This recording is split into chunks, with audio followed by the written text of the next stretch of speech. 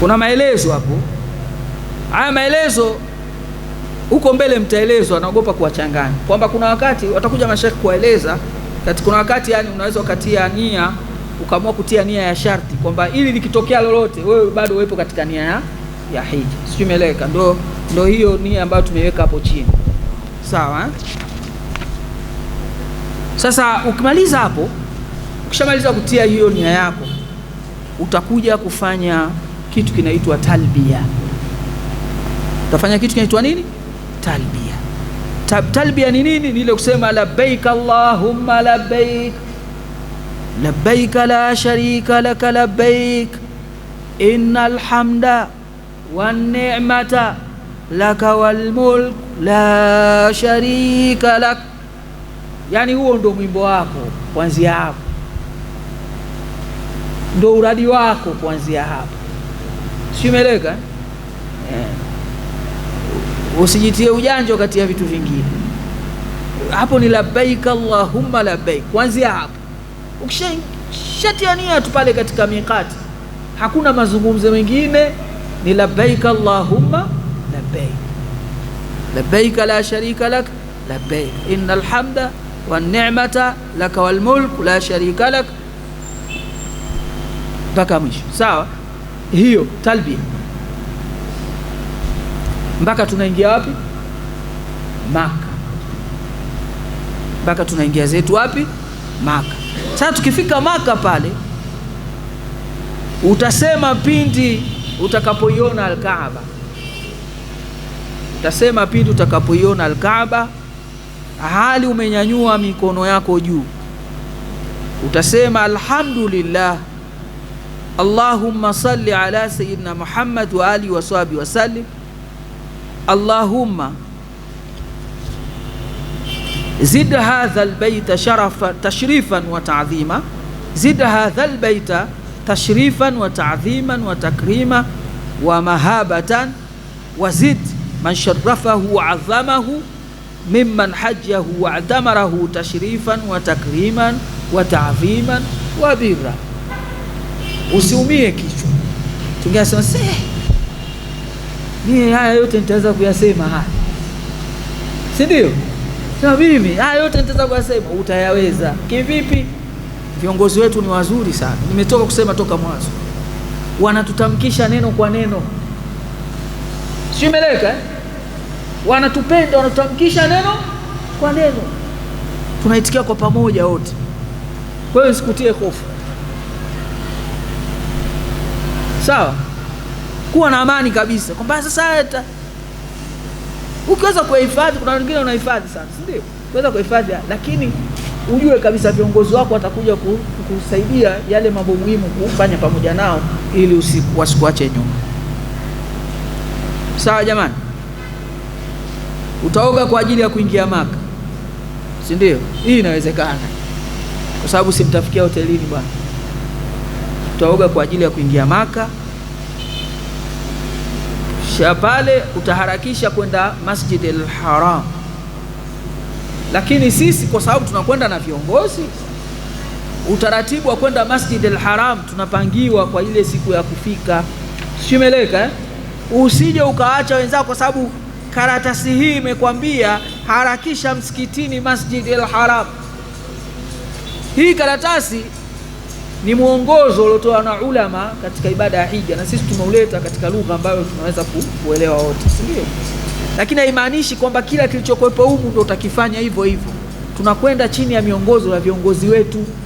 Hapa tunaonyeshana vinavyofanyika tu, lakini usijitie mjanja ukafika kule. Hata kama umeenda, kuna watu unajua akishaenda mara moja mara mbili anajiona mjanja. Hapana, hawa viongozi wana siri kubwa sana. Kwanza wana uzoefu, wanajua saizi watu wamepungua. Sheikh Abbas kuna wakati mpaka anapiga simu kuulizia kukoje huko kwenye Al-Kaaba, ili kupata urahisi zaidi wa watu wasikutane na misongamano mikubwa. Kwa hiyo tutafata viongozi, tutakwenda zetu Masjid al-Haram. Sawa? Pale Masjid al-Haram tutakwenda kufanya nini? Pale kama utakumbuka katika tawafu katika tamattu'i tulisema kuna kitu baada ya ihramu ukishafika Maka kuna kitu kinaitwa tawafu, sawa, tawafu ya kufika, tawafu al-qudum, ambayo hii sasa kwetu sisi tunaofanya tamattu inakuwa ni tawafu ya nini, ya umra. Mpaka tunaenda wote tunazunguka al-Kaaba.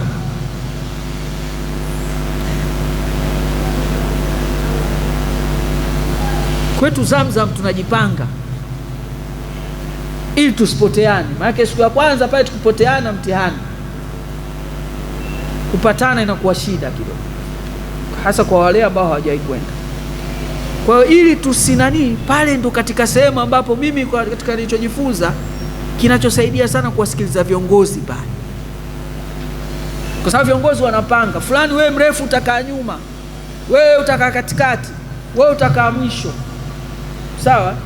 Na hawa wanawake kwa sababu wanakuwa na kanga za kuwaonyesha, ndo alama yetu ili tusipotezane.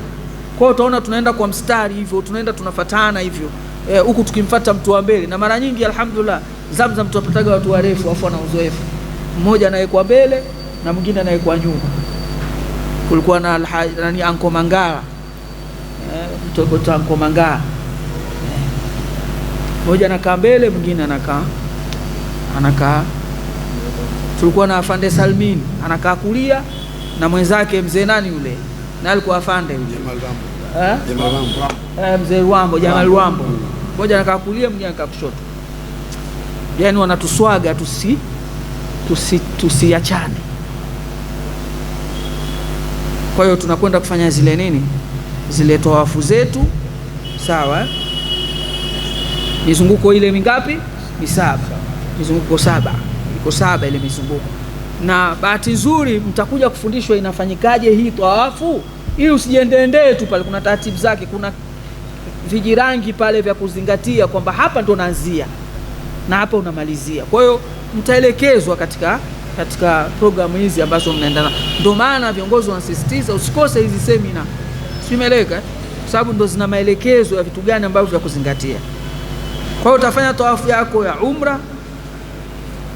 Ukimaliza ile tawafu ya umra, kata talbia, zile talbia zile labbaik Allahumma labbaik zote tulizosema unazifanya, unazikata sasa, yani unaziacha, sawa. Utaswali rakaa 2 za sunna ya tawafu. Kuna rakaa 2 za sunna ya tawafu, sunnati ya tawafu, ambazo zinaswaliwa nyuma ya makamu Ibrahim. Kuna sehemu inaitwa makamu Ibrahim, nyuma pale unaswali rakaa 2 za sunnatu tawafu. Ni sunna hizi rakaa. Rakaa ya kwanza unasoma qul huwallahu, yani alhamdu na qul huwallahu nani na qul ya ayyuhal kafirun, na rakaa ya pili unasoma alhamdu na qul huwallahu. Hii kama ufuate utaratibu wa viongozi wanaelekeza, kuzipata hizi rakaa 2 mkazi sana, kwa sababu ile sehemu ina msongamano kweli kweli. Unapata wapi nafasi ya kupata hizi rakaa 2 za sunna tawafu? Unazipata wapi? Ni kufuata viongozi, kwa sababu viongozi wana tekniki nyingi sana.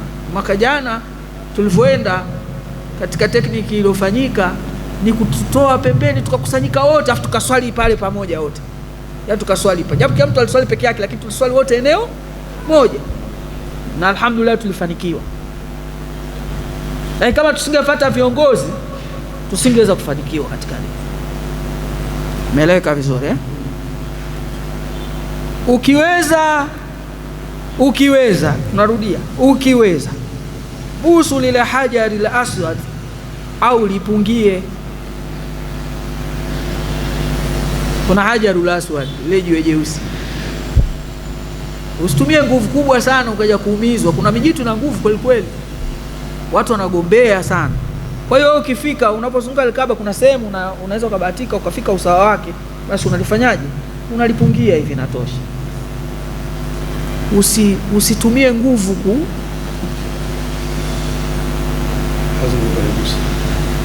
isije ukawa unaenda hija yako yote unapambania jiwe jeusi kuligusa, alafu kifika huku hadithie watu. Sasa ndio nini? Kwamba mimi jiwe jeusi nimeligusa mara 7, ili iweje sasa?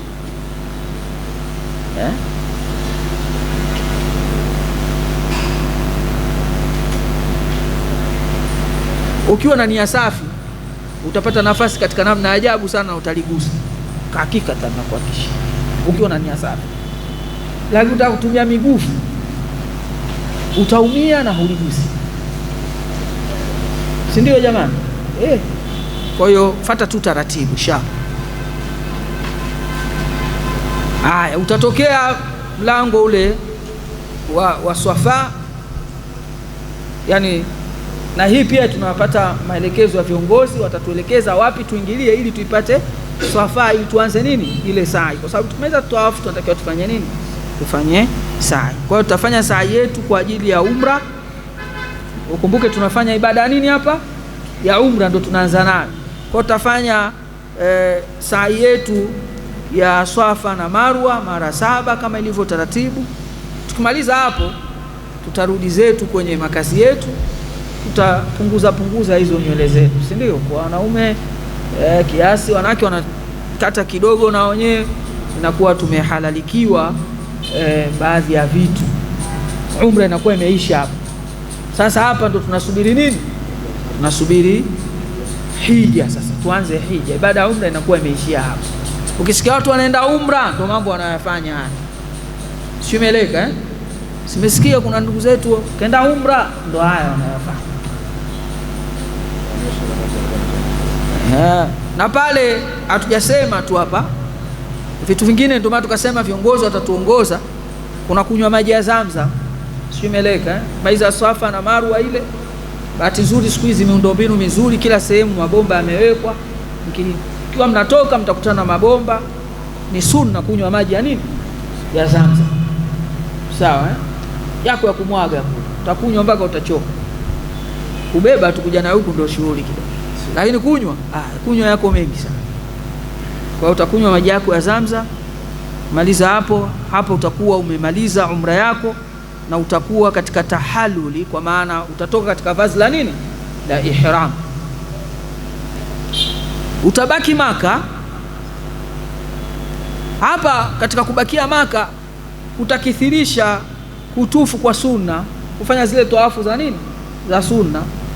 Unajipanga tu, unaenda unafanya tawafu, sawa 1 2 3 unafanya, ni sunna.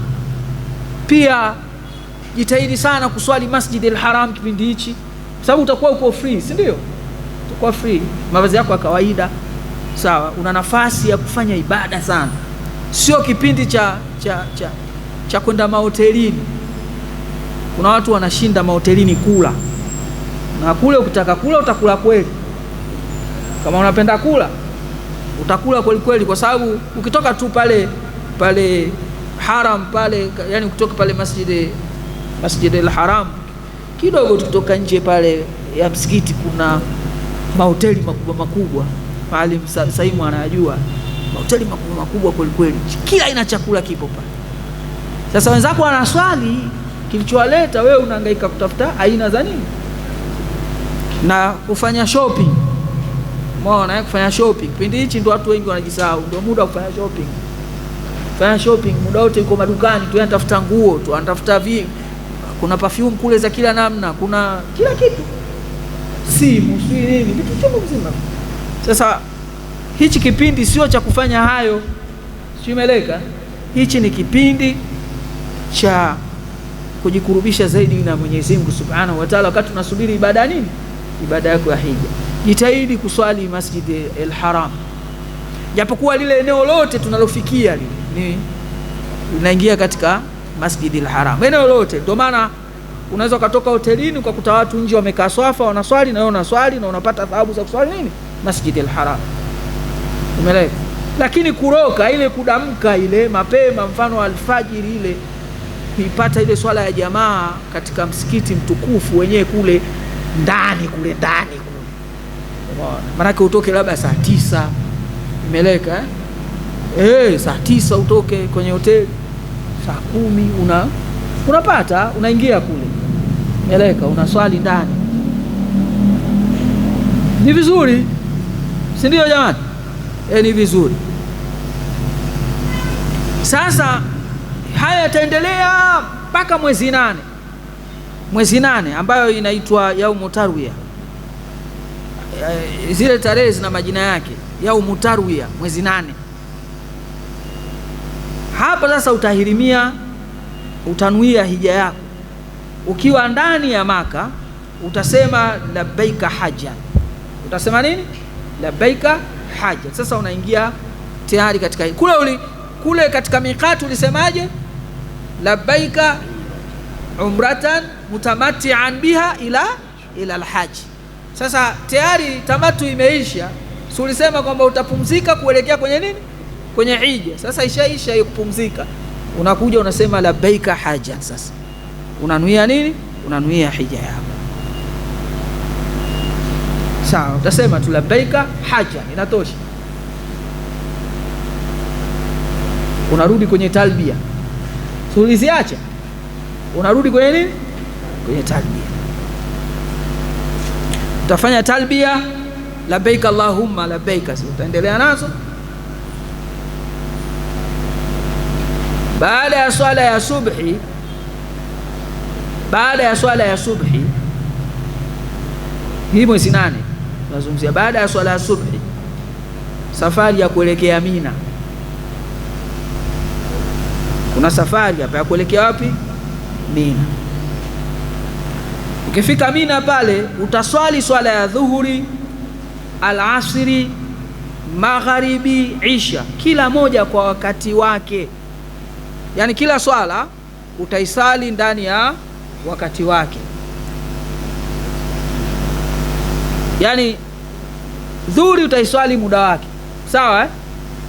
Al-asri utaiswali muda wake, magharibi utaiswali muda wake, isha utaiswali muda wake, sawa, bila kujumuisha. Usije ukasema mimi msafiri.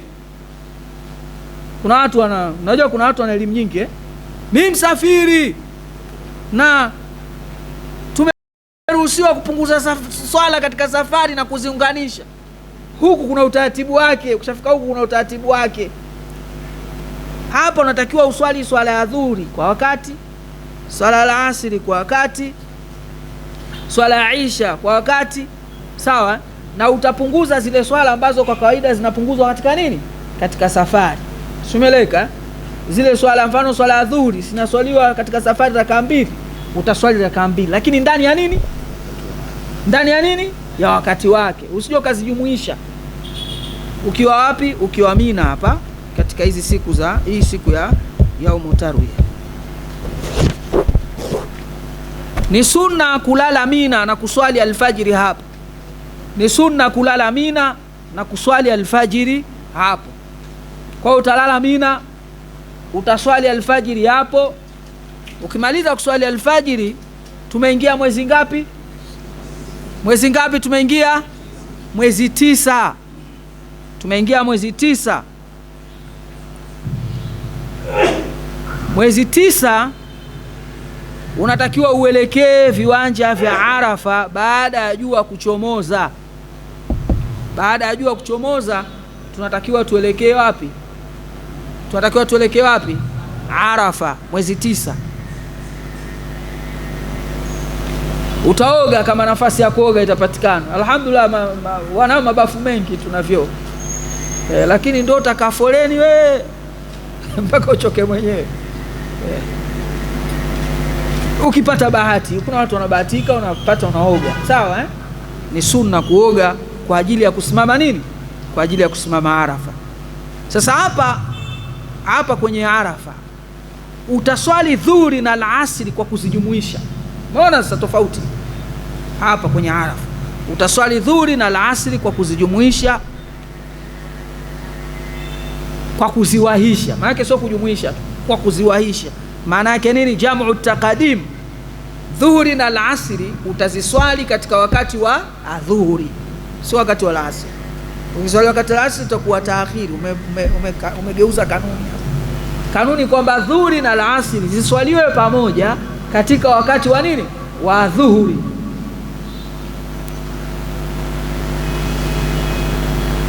Alafu sasa ukimaliza hapo utaingia katika kisimamo cha nini?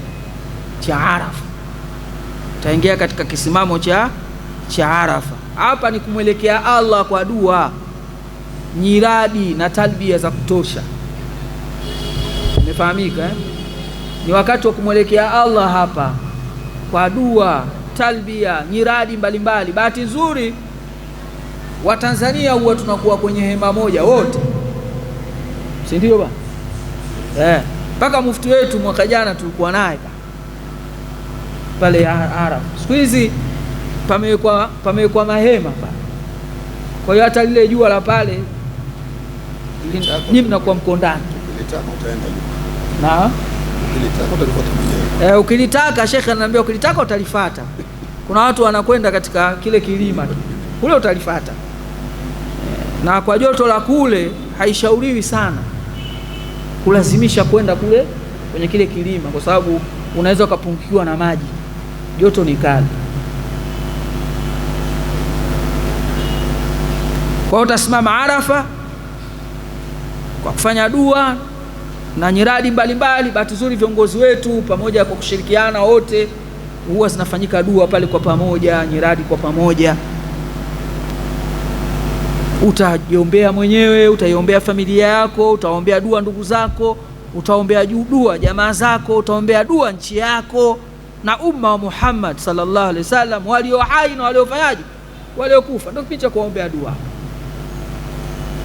Baada ya jua kuzama unatakiwa uelekee Muzdalifa. Baada ya jua kuzama unatakiwa uelekee wapi?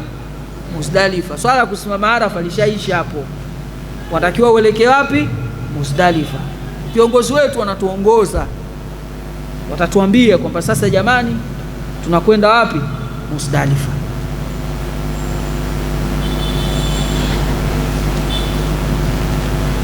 Ikifika mwezi 10 Dhulhijja sasa, ambayo hii tunaita siku ya kuchinja, yaumun nahar. Siku ya nini? Ile mwezi 8 tuliita nini? Mwezi 8 tuliita nini? Yaumu tarwiya, si ndio? Mwezi 9 tumeita nini? Yaumu arafa. Mwezi 10 inaitwa nini? Yaumu nahari, siku ya nini? Ya kuchinja.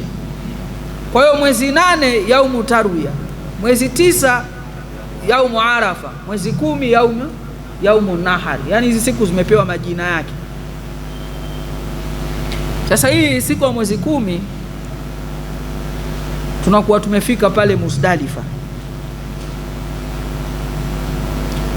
Ukumbuke tumeondoka kule wakati jua linazama, si ndio? Sasa hapa tutakiwa tuswali magharibi na isha kwa pamoja, yani kwa kuzijumuisha magharibi na isha kwa pamoja katika wakati wa nini? Wa isha. Maanake jamu utaakhiri, yani tunachelewesha. Sasa magharibi na isha tunaziswali katika wakati wa nini? Wa isha, Muzdalifa. Miaka ya nyuma Muzdalifa ilikuwa watu pako udongo mtupu, mchanga tu, changarawe zile. Lakini siku hizi kuna mabusati, siku hizi kuna mabusati, ila kuyapata Mungu amlipe sana Anko Mangala, alifanya kazi kubwa sana. Alienda siku yatafuta wapi yale mabusati, tukapata mabusati alhamdulillah. Watu wote wa Zamzam walipata sehemu nzuri, na naamini mwaka huu itakuwa hivyo hivyo hapa. Sasa Muzdalifa, ukishaswali hizo swala zako, ukumbuke ni usiku sasa, hiyo isha hiyo, si ndio? Yani wakati wa isha umeswali magharibi na nini na isha. Hapa ndo sehemu ya kuokota vile vijiwe ambavyo tunakwenda kuvipiga vile katika jamarati, ndo tunavipatia hapa.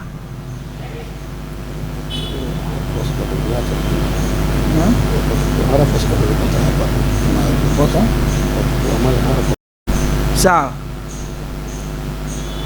Na mawe unaweza ukapiwa popote tu, sio lazima hapo Muzdalifa. Unaweza ukiwa Arafa pale ukasikia watu wanakupa mawe kwamba ukachukulia pale, usiyakatae.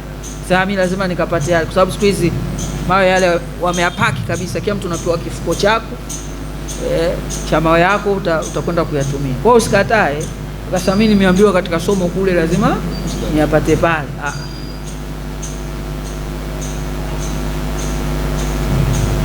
Unatakiwa kulala hapa.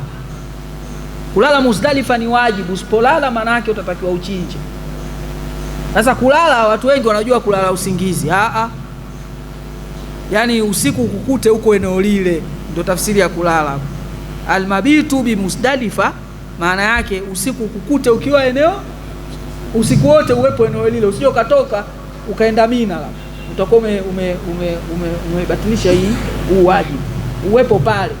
Sasa sio lazima tukisema kulala Muzdalifa basi ndio upige usingizi, sio lazima. Unawezekana ukawa na dua zako mwenyewe unataka kufanya, inawezekana ukawa na nyiradi zako unataka kufanya, lakini cha ajabu nilichokiona mimi, yaani ukifika pale unajistukia tu unalala automatically. Walenda ni mashahidi juu ya hilo. Unajistukia tu unalala, tena usingizi wake sidhani kama ulishai kuupata. Usingizi ule deep sleep kweli kweli. Yaani mtu anaweza kukunyanyua akakutoa pale akakupeleka sehemu nyingine wala usihisi. Ni sehemu ya ajabu sana. Haya. Utakiwa ulale hapo. Utaswali alfajiri katika Mash'ari Haram. Maana Mash'ari Haram ndio hilo lenyewe la Muzdalifa hilo. Sawa. Utaswali pale salati alfajiri. Utaendelea na dua zako na dhikiri na talbia kama hivyo mpaka kutokeze mwanga wa nini? Wa asubuhi. Mpaka kutokeze mwanga wa asubuhi. Tunaelekea wapi tena? Mina. Tunaruzetu Mina. Unafahamika kabla ya kuchomoza nini? Kabla ya kuchomoza jua. Sasa ukifika Mina pale, baada ya kuchomoza jua, kuna kazi pale ya kutupa mawe katika nguzo kuu. Kwa maana ile nguzo kubwa ile,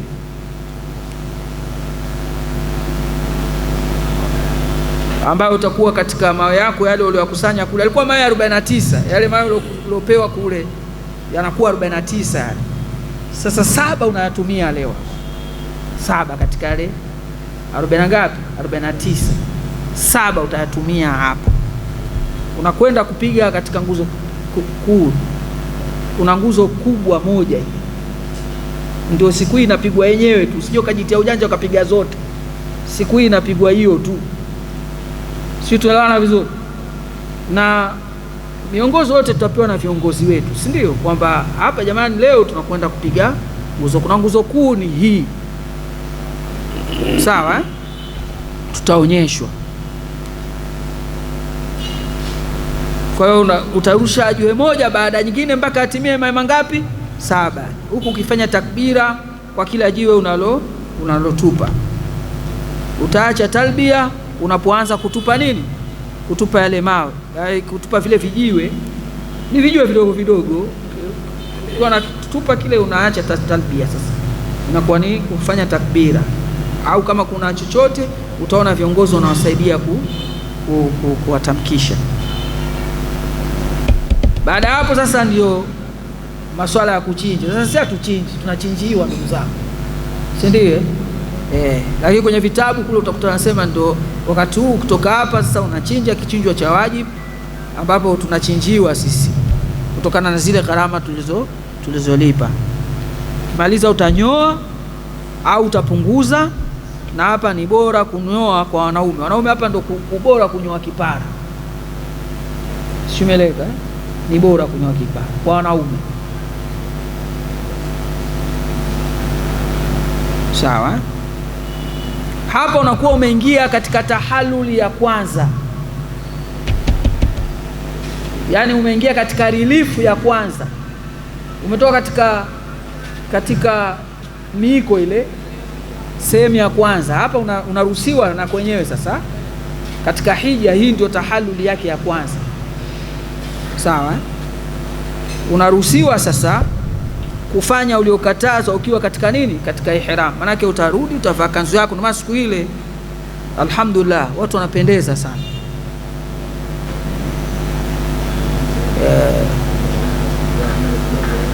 Mwanamke anatoa nywele kidogo.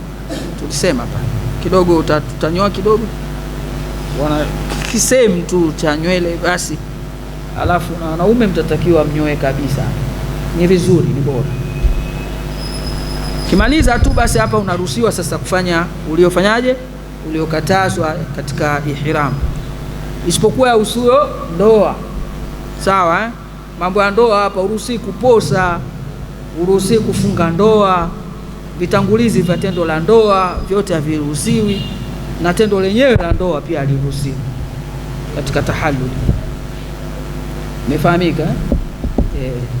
Hayo unajua sheria inaweka vitu kwa sababu kwa akili ya kaida sasa inawezekanaje, lakini sheria inaweka vitu ambavyo kwa kujua ni watu tumetofautiana, si ndio?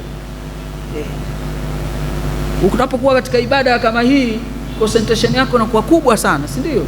Unakuwa ile nguvu yako ya akili ya kiibada inakuwa kubwa sana, lakini sio wote wadhaifu waishi. Umeeleka? Toka jisahau akaona hapa ndo kipindi cha kuposa humu.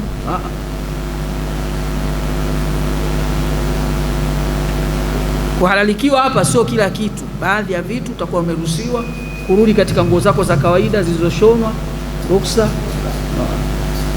lakini sio kuingia katika masala haya tuliyosema. Tunakwenda mwezi ngapi? 11 ndugu zangu, mwezi 10 imeisha, si ndio? Tunaingia mwezi 11 sasa, tarehe 11 Dhulhijja, ambayo hii ni siku ya kwanza ya masiku ya tashriq, siku ya kwanza ya masiku ya tashriq. Kuna ayamu tashriq, kuna masiku yanaitwa ayamu tashriq, mwezi 11, mwezi 12 na mwezi 13. Hizi zinaitwa ayamu tashriq, masiku ya nini? Ya tashriq. Sasa mwezi 11 ndio siku ya kwanza ya hizo ayamu nini? Tashriq. Sasa hii nayo ina jina lake, inaitwa yaumu qar. Inaitwa nini? Yaumu qar. Siku ya kwanza ya tashriq inaitwa yaumu qar, mwezi 11. Tukifika mwezi 11 tunafanya nini? Baada ya jua kupinduka. Kisha kupinduka maana yake mchana saa 6 kwenda mbele ndio jua linapinduka. Baada ya jua kupinduka utaanza kutupa mawe 7 katika kila nguzo, ukianzia nguzo ndogo, kisha utafuatia nguzo ya kati, kisha utafuatia ile nguzo kubwa, zile jamratul aqaba, zile nguzo wanaita jamarati. Utaanza na ndogo, utafuatia na ya kati, utafuatia na kubwa. Mtafundishwa mpaka namna ya kufanya katika hizi semina zetu. Hii siku ya ngapi? Ya 11. Ukumbuke umebakiwa na mawe 42, si ndio? Umebakiwa na mawe mangapi? 7 ulishayatumia, si ndio? Katika jamra kubwa ile, si ndio? Katika nguzo kubwa ulishatumia yale 7. Yamebaki 42. 42 hapa unakwenda kutumia 21 kwa sababu nguzo ziko 3. Kila 3 utatumia 7. 7 mara 3 21. Utakuwa umebakiwa na mawe mangapi? 21. Tunaenda mwezi 12 sasa. Hapa ni Mina, tuko Mina, tunaenda jamarati. Mina jamarati. Kwa hiyo mwezi 11 tushamaliza kutupa mawe. Mwezi 12 Dhulhijja, ambayo hii ni siku ya pili katika masiku ya tashriq. Siku ya pili katika masiku ya tashriq. Hii kitaalamu inaitwa yaumu an-nafri al-ula au nafri al-awwal. Yaumu an-nafri al-awwal ni siku ya kuondoka kwa mwanzo, wanaita hivyo Kiarabu. Ni siku ya kuondoka kwa mwanzo, siku ya mwezi 12, siku ya pili katika masiku ya tashriq. Nasema tashriki na masiku mangapi? 3. Ya kwanza ndio ile tumesharusha mawe yetu pale, vile vijio tusharusha pale. Mwezi 12 tunaita yaumu nafri al-awwal, siku ya kuondoka kwa kwanza. Maana yake utalala Mina kama kawaida, almabitu bimina, utalala Mina. Mina kumeboreshwa siku hizi, Vile vigodoro unaweza kuvibadilisha vikawa kiti, kuboreshwa, kuko vizuri, mahema mazuri. Utaoga sunna kabla ya jua kupinduka, utaoga tena kama nafasi ya kuoga ipo, usilazimishi. Utatupa mawe katika nguzo zote tatu. Ili tukio linarudiwa hili, si ndio? Tulilifanya jana na leo tunalifanya mwezi 12 tena, sikimeleka kama tulivyofanya lini ile jana. Tutarusha mawe vile vijue vyetu kama ulivyofanya katika siku ya kwanza ya nini, ya tashriki, yaumu nafri al-awwal. Siku hii sasa, kwa nini imeitwa siku ya kwanza kuondoka? Siku hii ukipenda kuondoka Mina unaruhusiwa, sio meleka kwa sharti uondoke baada ya jua kufanyaje, kupinduka. Siku hii yani sio uondoke asubuhi, maana usubiri jua mpaka lipinduke, urusha mawe yako vile vijue vyako, sawa, katika nguzo zetu tatu, mawe 21 yalobaki, maana yake tulibakisha 21. Sasa hayo 21 yalobaki tunamalizia hapa, sawa. Kimaliza hapo utakuwa umelala Mina mwezi 11, si ndio? Umelala Mina mwezi 12. Utie nia ya kutoka Mina sasa, sawa, ikiambatana na nia ya kuondoka, kwamba unaondoka hapa Mina sasa, na usiazimie kurudi kulala hapo, na uondoke kabla ya kuzama jua. Jua likizama uko pale, itabidi umalizie siku ya 3. Simeleka kama unataka kuondoka siku hii, kwa sababu sheria inakuruhusu kuondoka siku hii, ni ruhusa. Kama unataka kuondoka Mina siku hii, hakikisha jua alifanyaje, alizami ukiwa hapa. Ndio maana viongozi wetu huwa wanapambana sana kuhakikisha tunaondoka kabla jua alifanyaje. Sisi hapa ndio wakati wetu wa kuondoka hapa, hatukai mpaka siku ya 3 ya tashriki hii kuondoka kwa kwanza, na sisi ndio tunaondokea hapa. Sisi tumelala vizuri hapa. Kwa hiyo tunajihimu pale ili sije katukuta jua kuzama pa. Sawa, kwa sababu jua ikizama kanuni inageuka, tunatakiwa tuendelee kuwepo pale. Tarehe ngapi? 13 ya Dhulhijja, ambayo ni siku ya 3 ya nini, ya tashriki, ambayo hii inaitwa yaumun nafri thani. Yaumun nafri thani, siku ya kuondoka kwa pili. Kuna watu wanaondoka siku hii, kuna wengine wanaondoka siku iliyopita, wengine wanaamua wanakaa wanaondoka siku hii. Usije ukashangaa kwa sababu mbona wale wamebaki. Simeleka ikiwa ukuondoka siku ya pili ya tashriki, utalazimika kutupa mawe katika siku mbili, kama siku mbili zilizofanyaje, zilizotangulia. Inabidi sasa hapa uwe na mawe mengine 21 mengine, ndio maana yake. Kwa hiyo kuna watu, sisi tunachukua mawe 49, sawa. Kuna watu hawachukui 49, wanachukua 49 na mengine 21, ili wakae siku zote ngapi? 3 zile za tashriki, warushe mara ngapi? Mara 3. Lakini sisi nidhamu tunayotumia ni ya kurusha siku ngapi? 2, mwezi 11 na mwezi ngapi? 12. Tukimaliza hapo tunaharakisha kurudi wapi? Kurudi Maka. Sasa mwisho wa ibada, mwisho wa ibada tunaelekea wapi? Maka. Tulikuwa Mina, si ndio? Tunaelekea zetu wapi? Maka. Ukifika Maka unafanya tawaful ifadha. Tawaful ifadha hii ndio tawafu ya nguzo ya hija. Simeleka, hii ni tawafu ya nguzo ya nini, ya hija. Huyu ukikosa hii ukikosa hija huna. Ni nguzo ya hija hii. Katika nguzo 6 za hija, hii ni moja wapo, tawaful ifadha.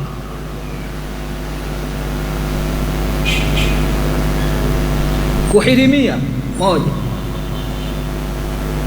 Ya pili ni nini? Ya pili